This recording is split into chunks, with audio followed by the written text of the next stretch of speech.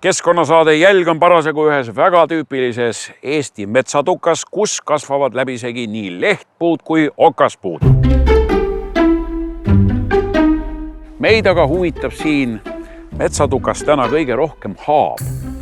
Vähe väärtustatud haab, millest Estonian Cell toodab väärtuslikku puidumassi. Uurime nüüd, kus kohas see haab kasvab ja mismoodi ta kasvab ning lõpuks läheme vaatame Tallinna Tehnikaülikooli, kus puidulaboris tehakse just parasjagu katseid haavapuiduga. Haavapuud on rahvapäraselt nimetatud mädapuuks ja hundipuuks, kuid üldiselt tuntakse haaba kui tüütut võsapuud. Vanarahvas ehitas haavapuust abihooneid, voolis lauanõusid. Täna tehakse haavapuust peamiselt paberit ja saunalaudasid.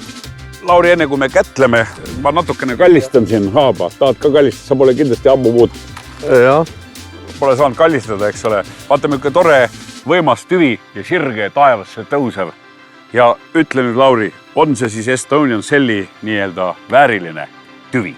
No see on fantastiline puu. Kunagi vanad roomlased ütlesid Populus tremula kõige kohta, mis oli papli sugulane ja tema nimi on ka tegelikult sealt tulnud. Ja mis on tema eripära on see, et ta on metsas ainult 6% metsast ja nagu me siin näeme ka, ta on täiesti segametsas, et puhast aavikut leiame soost, aga üldjuhul ta on sellises segametsas ja kui metsamehed saavad oma kallima väärtusliku puidu kätte, siis selle kõrvalt jääb ka haaba pihku. Nii et tema järgi nagu otseselt spetsiaalselt metsa ei mindagi? Jah, ta hinnasordimendilt aga siuke, et sellepärast keegi eraldi metsa minema ei hakka ja kui vaadata, kus teda kasvab just nagu Eestis ja Pihkva piirkonnas, siis siin teda on, aga mujal teda on rohkem Kanadas ja ega Euroopas teatakse rohkem paplit ja haaba iseenesest Euroopas nii palju küll ei ole.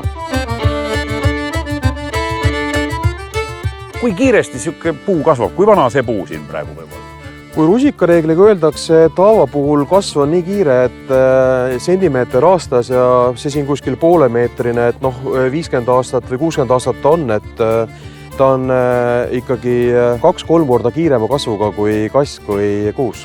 Igapäevaselt metsamees tegelikult soovib ikkagi tänapäeval kasvatada rohkem okaspuitu ja haaba võib kutsuda ka mingil määral Eesti jaoks kohati Rakvere raipeks, sest et ta kasvab läbi juurte, ta tuleb peale soodes nagu seen uuesti, teda hävitada pole võimalik. Need juured on alles ja kui korra metsamees selja keerab, siis juba sealt haavad tulevad ja see kasvab ise, teda istutama ei pea.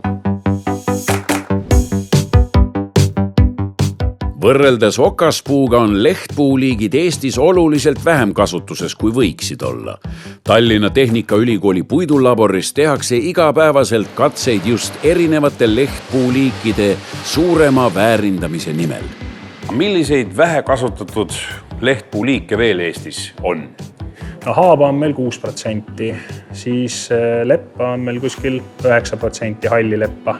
Lepp on rahvakeeliga verepuu, et kui leppa langetada, siis leppa need ristlõike kohad lähevad punaseks. Et seal on palju ekstraktiivaineid ja seetõttu ta tselluloositööstuses kasutust ei leia. Aga haab on valge puu, kiud on valge. Selleks, et haava ressurssi paremini ära kasutada, tuleks tegelikult selliseid väikseid kohalikke tööstusi, tehaseid 20, 30 kuni 50 000 tihumeetri töötlemiseks juurde rajada. Üks võimalus, kuidas haaba tulevikus veel realiseerida, on sellest vineeri teha. Kui hetkel toodetakse Eestis vineeri ainult kasepuust, siis TalTechi puidulaboris on võetud südameasjaks proovida vineeri teha ka haavapuust. Ühesõnaga, see suur vigurivänt siin, selle nimi on siis treimasin, mis teeb suurest pakust spooni ehk õhukest sellist puidulehe. Õhukese puidulehe. Ja selle jaoks, et see õhukene puiduleht ei katkeks, et ta tuleks tugev ja hea kvaliteediga ühtlane, selle jaoks on vaja pakku leotada. Haab on hea lihtne koorida, kasega tuleb palju rohkem maadelda, jah.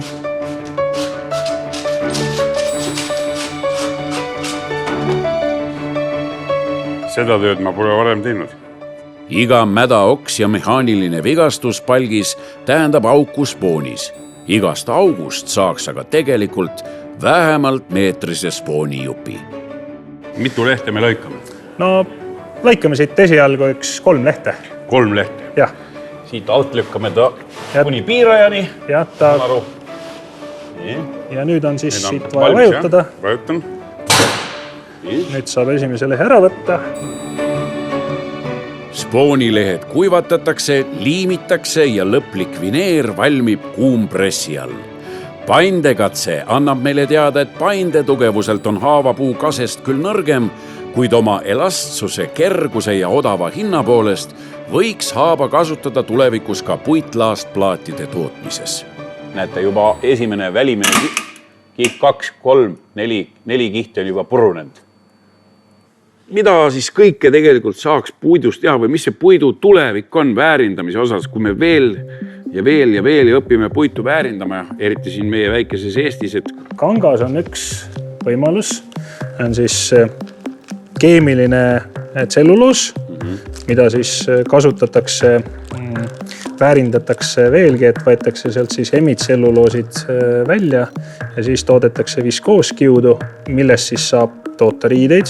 Soome presidendile tehti selleks puidu kiududest kasekleit. Aha, ja ta oli rahul või?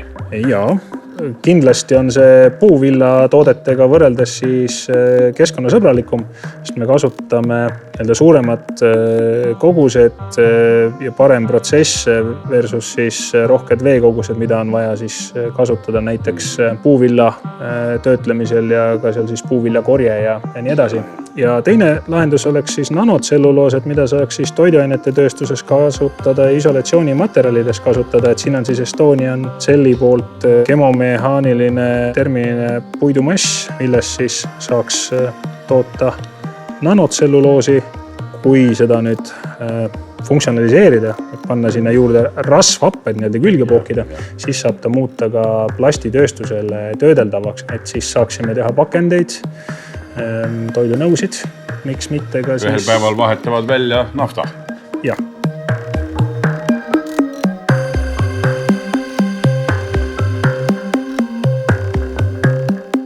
Nii et kokkuvõttes meie oma Eesti puit, meie oma kuld on meie tulevik ja meie rikkus.